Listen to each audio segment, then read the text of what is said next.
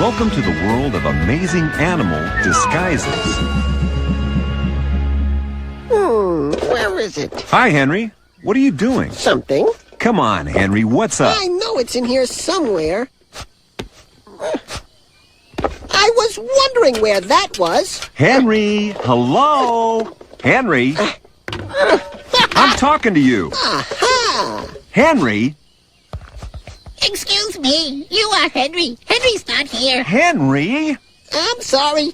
You must be mistaking me for someone else. We know it's you, Henry. If you want some disguise tips, you should take a look at some of these experts. Huh? Many animals have found lots of different ways to not be seen when they don't want to be. Okay. Staying hidden is what being a master of disguise is all about. Master of disguise. There's nothing here. Oops. I guess maybe there is. Okay. Who else is hiding around here?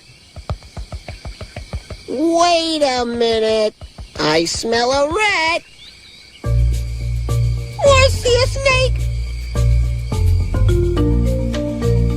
Disguises help animals to stay hidden. Spots, stripes, lookalikes. There are all kinds of ways for animals to blend in with the scenery.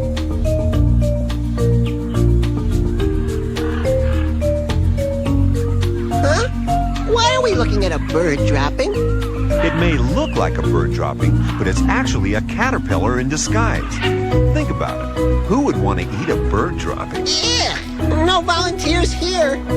Or a see-through fish?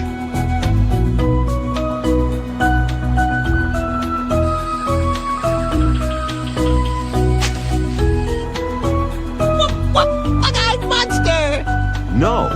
A flatfish buries itself in the sand, but its eyes still stick out to look for danger. I thought there was something fishy. Those disguises were great, only Only what? I wish I could find a really good disguise. Hey!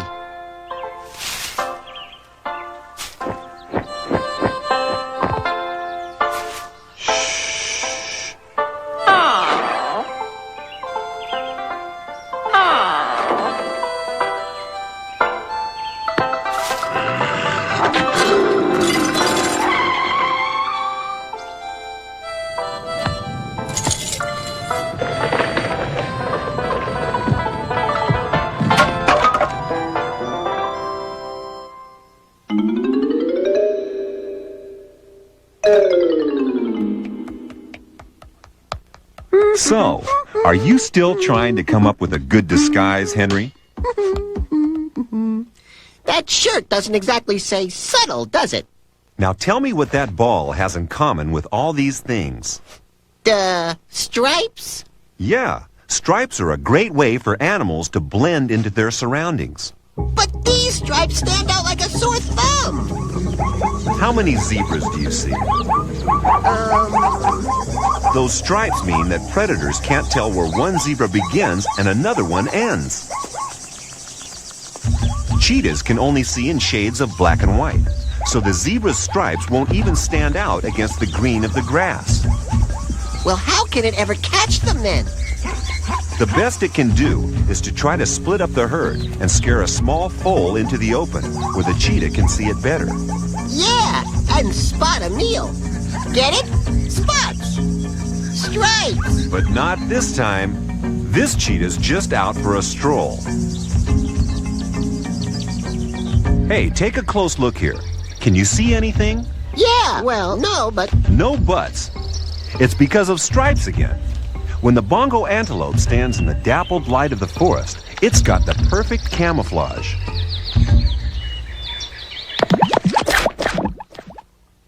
you're right. Animals do have some pretty amazing disguises. Now you see them, now you don't. Or now you don't see them, and now you do.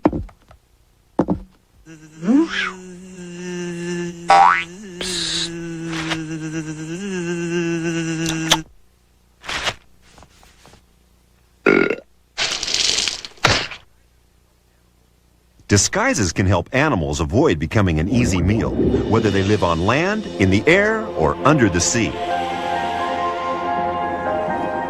The eight-legged octopus can actually change the color and even the texture of its skin to match its surroundings. But even this master of disguise has to be careful. Whoop, whoop! Eel alert!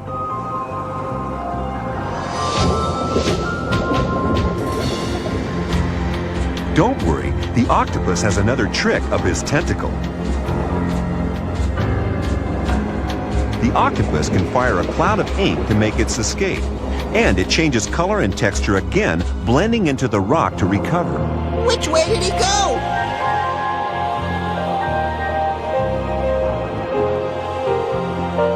How does the octopus change colors like that? The same as a cuttlefish. They both have special skin cells that work just like tiny tubes of paint. The more you squeeze them, the more the color comes out. It works in reverse too. The cuttlefish can suck all the color back in. But not all animals need to be quick change artists. Pipefish just sway like strands of seaweed and blend into the scenery. Neat!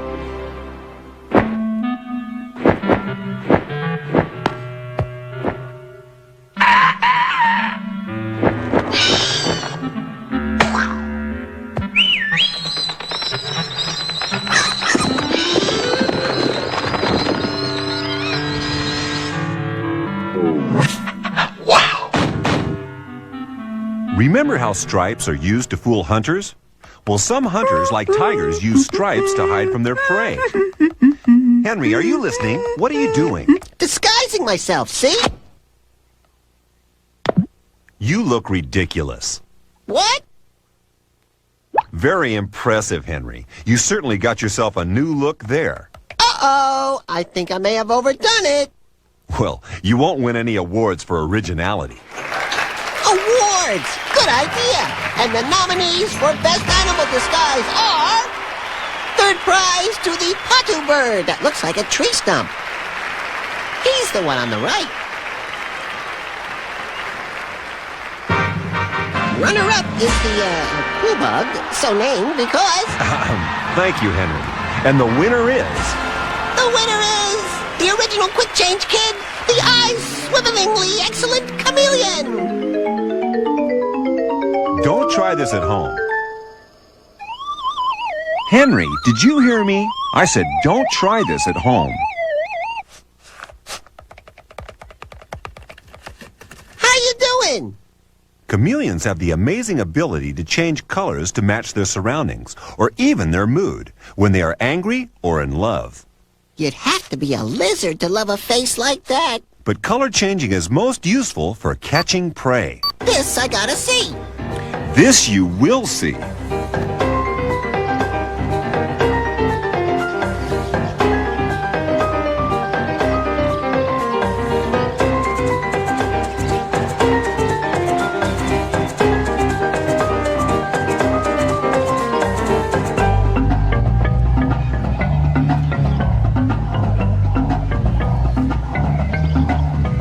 This chameleon's on the trail of a meal. He'll have no problem. Whatever his lunch is, it'll never see him coming. I think both you and the chameleon are in for a bit of a surprise. Chameleons like to eat bugs, but the insects in this tree are prepared to defend themselves with some clever disguises of their own. Hey now, that is clever. He's so still. He's just like a branch blowing in the wind. That's right. Chameleons hunt by movement. So as long as their prey all keep still and stick with their disguises, they'll fool the chameleon every time. Don't move, guys! What is that?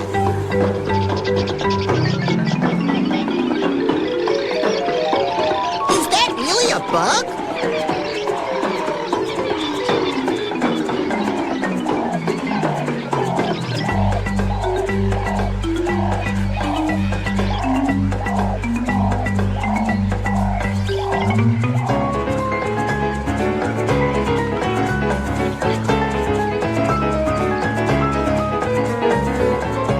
The chameleon can look in two directions at once Handy for crossing the street. before it finally zeroes in on its prey.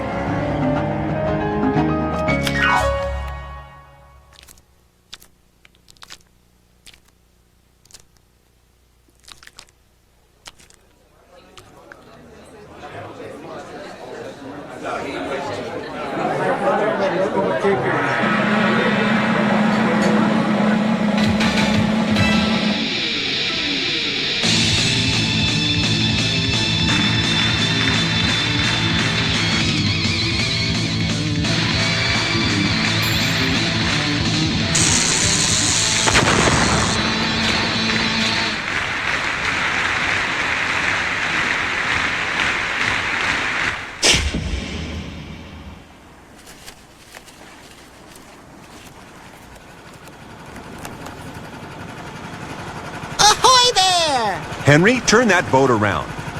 Way! Not all the way. Uh-oh. I hope he doesn't sink.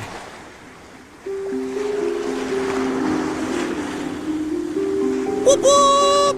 Seaweed alert off the starboard thingy! Looks can be deceptive, you know. That Sargasso seaweed hides countless creatures who live their whole lives drifting with it.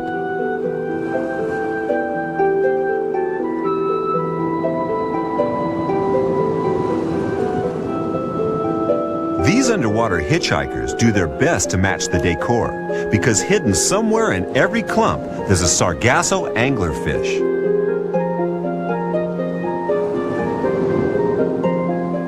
Will you look at the mouth on that? Whoa! It didn't use its disguise to hide. It used it to attack. I'm afraid there are plenty of uses for a disguise, and they're not all defensive. From ocean to river, and yet more disguises and nasty surprises. Those little neon tetras had better be careful, because something somewhere has got its eyes on them. Huh? What? Who? A hungry leaf fish. And if that doesn't get you, then there's always something else lurking. A mata turtle, to be exact. Looks like a matter of life and death to me.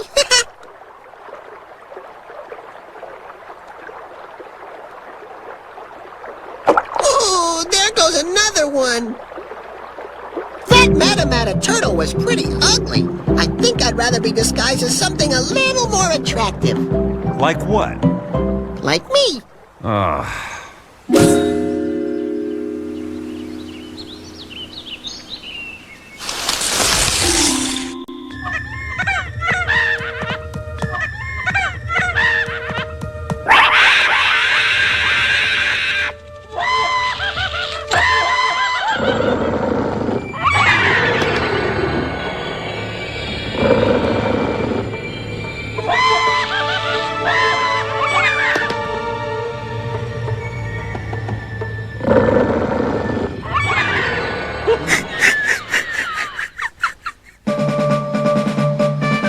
Henry, it's time for your special report.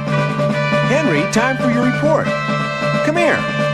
You are ready, aren't you? Ow? We're waiting for your report on the decorator crab. My report is on how the decorator crab got its name. And just how did it? Well, there was this crab who lived down under the waves on the seabed. The seabed's not that comfy. Anyway, it can get boring at the bottom of the sea. That's because all you've got to look at is sand. And seaside rock. And shells. Not shelves. Shells. That's better. But one crab had a really brilliant idea. He thought his home would look better with decorations. Not Christmas decorations. Decorations around the house. But he didn't have a house. No, he lived on the seabed, where he covered everything in paint. Oh, all sorts of paint, like oil paints, poster paints, and watercolors. And he painted things all the colors of the rainbow. Though he liked orange best. The other ocean creatures saw his painting and asked him to paint their ocean homes too. So he made lots of money thanks to his decorations. Not cake decorations. He painted walls and ceilings. And he'll paint your house too, as long as you pay him. So, in case there's any confusion, that's how the decorator crab got his name. Henry, do you really expect us to believe that? Maybe. Well, that's nonsense, you silly lizard. The real reason it's called the decorator crab is because it decorates or disguises its body with things it finds on the seabed.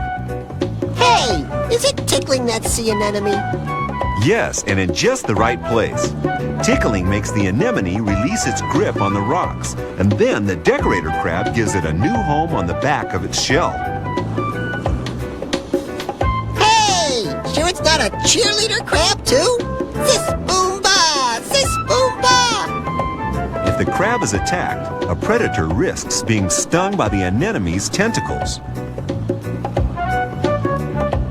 Are you sure it's not just having a bad hair day? Oh, Henry.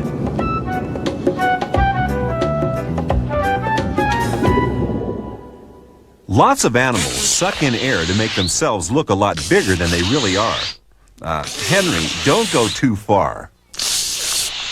What do you mean, too far?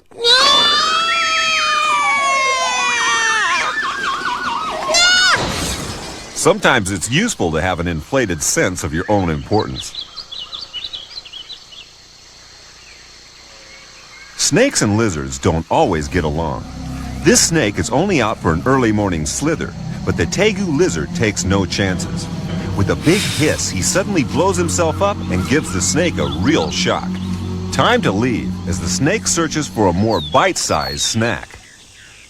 Hey, what about a tasty toad?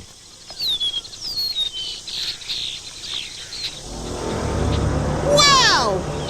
The toad uses the same inflation trick, and the snake thinks it's actually too big to eat.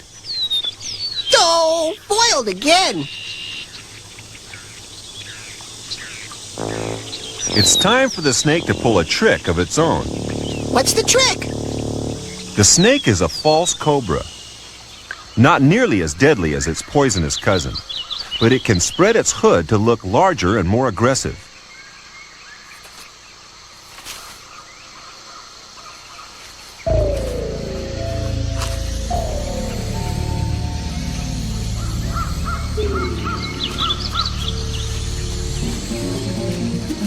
Boy, did that scaredy lizard move. Sure showed him. Now, Henry, how about a game of heads and tails? You bet. How do you play? Look at all these pictures. Some are of animal heads and some of tails. You have to guess which. This is too easy, Prof. That's a zebra head and... No, those are just examples. I want you to start with this pine cone skink. head. Or is it the tail? No, it's the head. I think. No, it's the tail. I'm positive. How about something easier, Henry? Aha! Now that looks like an eye, so it must be a head. That's what the owl butterfly wants you to think. The big owl's eye markings on each wing help to either scare predators or to make them think that its head is in a different place. I'm confused. Exactly. It's all about confusing the predator. Head on left, tail on right. Wrong. Those are fake eyes on a cichlid's tail. I got it. Tails. Good. The hair-streaked butterfly rubs its wings together to mimic the movements of its antenna. What an actor. That'd get any hunter in a flap. Acting, huh? I'm ready for my close-up now. Are you talking to me? I'd be nothing without my fans.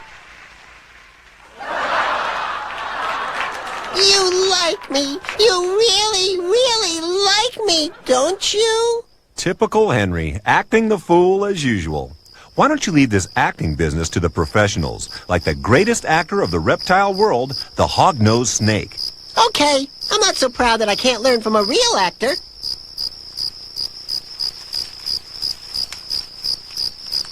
When this creature's frightened, he plays the part of a dangerous rattlesnake. He can even make a rattle sound.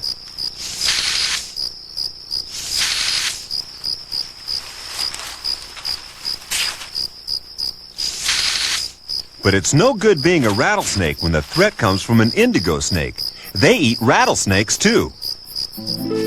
So he gives the performance of his life, acting out a dramatic death scene.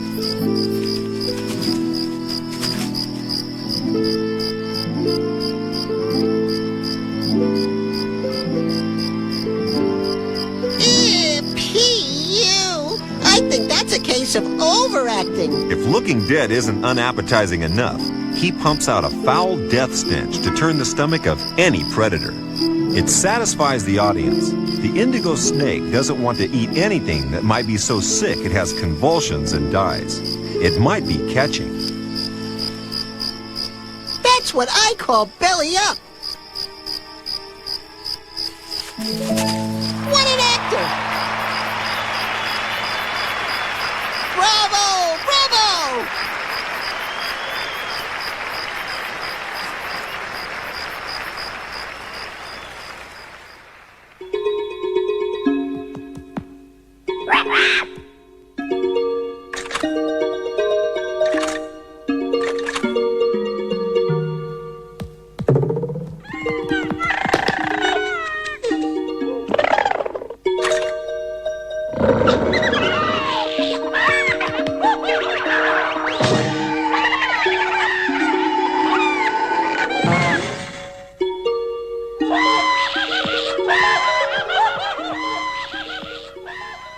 Who's that?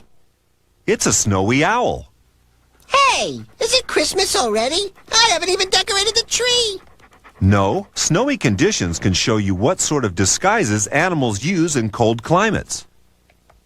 Ah, I get it. The owl has a white coat to make it hard to see in the snow. Yes, but the snowy owl stays white all year round. Other animals change to white coats only when the winter snow falls, like this snowshoe hare.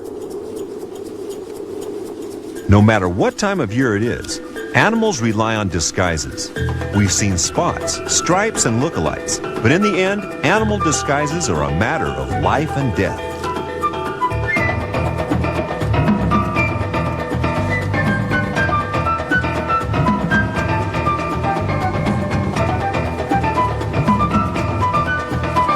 Keep going, little guy. I'm rooting for you.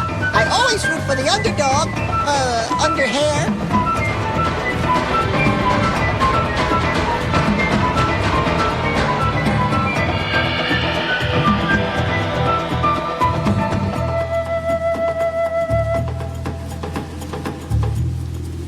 Phew! He got away.